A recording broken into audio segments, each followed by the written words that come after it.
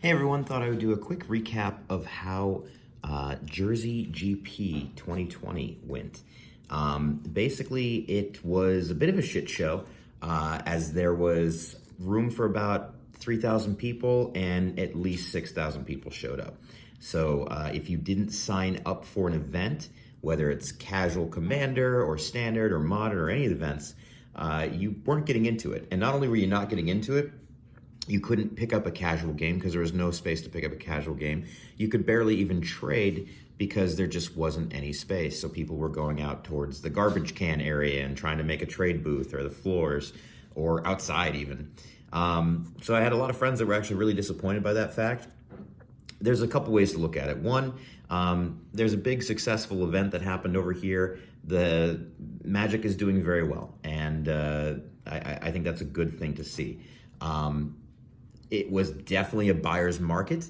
And I think for the future, I think they have definitely enough to expand. Hopefully that's something the people who put it together consider for the next time out, is possibly expanding to a bigger area.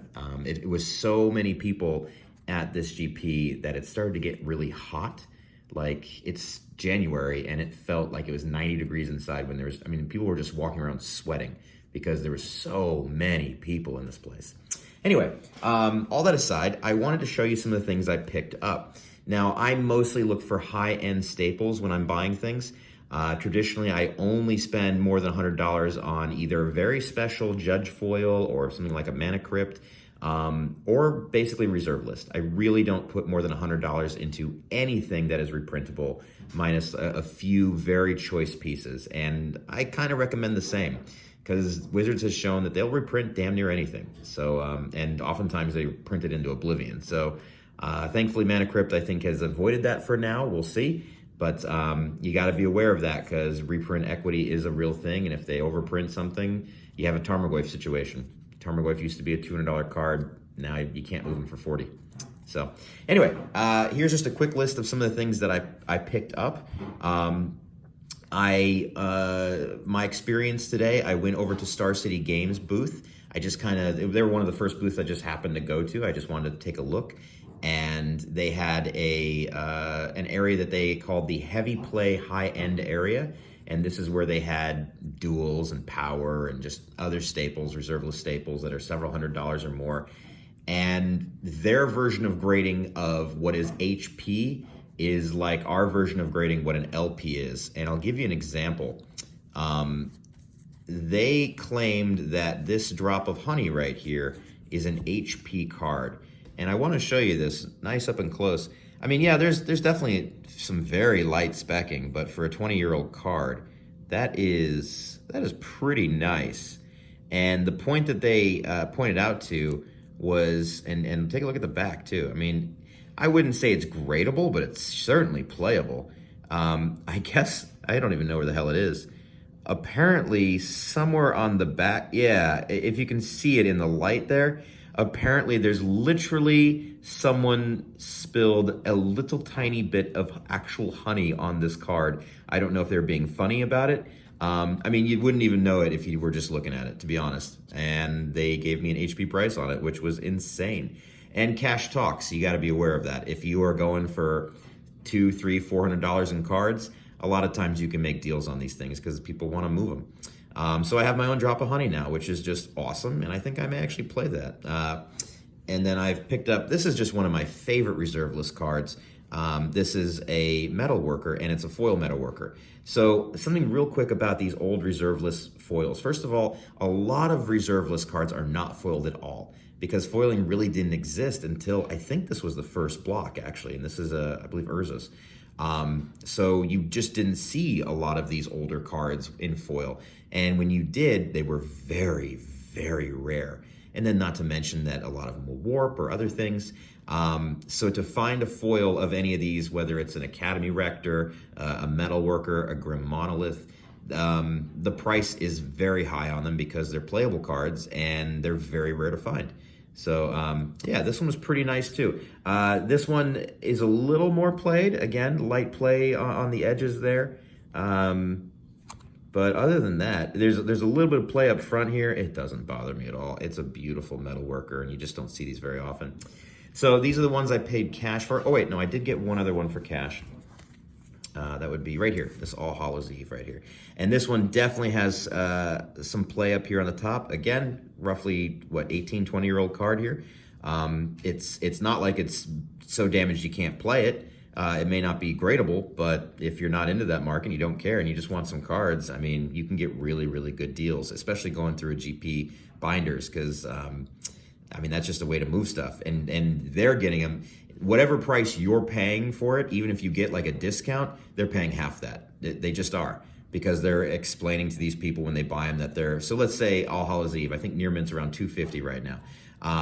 So if I got this at, say, I don't know, $150, right? Then that means they paid no more than $75. There's just no way, because they know they're having to find a player that doesn't mind the damage on the side. And again, this is minimal damage for a 20-year-old card. You got to remember, a lot of times with these older cards, when they first came out, no one had sleeves. I mean, it's in a perfect fit right now, but nobody played with these. We would just go ahead and just play. We would just shuffle, and because no one thought these cards would be worth anything. You got to remember, this is a different time. When Magic the Gathering first came out, there were many, many other TCG games that came out at the same time. Legends of the Five Rings. There was a Star Wars and a Star Trek game. Everybody got in on it. And no one knew who was going to be there 20 years from then. So people played the hell out of these cards.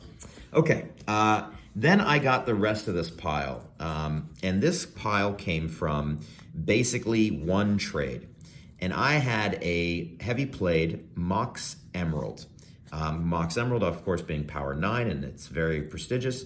But the problem with Power 9 is you can't play it. You can't do anything with it. Nobody really plays it. Legacy and Vintage and 93, 94, those are the only formats using these. You can't use them in Commander, unfortunately. Although if I get my rules changed, maybe you will. And so the market on them has really dropped out. It's more of just for collectors and people that like to brag they have Power 9. So I managed to trade it in. I traded mine for roughly $1,400 in credit, and I figured, what the hell, I'll leave it up to the next guy to try to sell it, and got the following cards. So of course, a Mana Crypt. We got ourselves a Cradle, a Scrubland there, and basically I picked up a bunch of duels out of it. A Tundra, a Plateau, a Taiga. These are all revised. Volcanic Island, a couple of Power Artifacts, Transmute Artifact, and I apologize, I actually already own these, but they just look really cool, and they're in very nice shape too. So just nice having these kinds of cards. Anyway, yeah, I think I got a pretty good deal out of it, because these cards are much, much easier to move than a singular piece. And that's something just kind of, you have to be aware for yourself. You have to know when you're investing, if you want to look at this as not just a hobby, but possibly an investment, what things you are willing to basically take a risk on. So for example, if you put $2,000 into a very high-end card and your intention is to try and flip it, how long is it going to take to flip it? And does the market go out? Right now in January 2020, we're in a dead market as far as vintage, legacy, reserve list cards goes. Of course, you'll always have room for basically the reserve list cards I have here, but it's harder to move a force field. It's much harder to move a candelabra at value. People just aren't buying them as often, even though they are Commander staples, actually, and able to be played in Commander. They just don't move at the value you may think they should. So you have to be aware of what kind of money you're putting into this and how long it's going to take to get your investment back. And that's basically, I think, the best advice I heard when you're investing in whether it's cards or any kind of collectible or the stock market.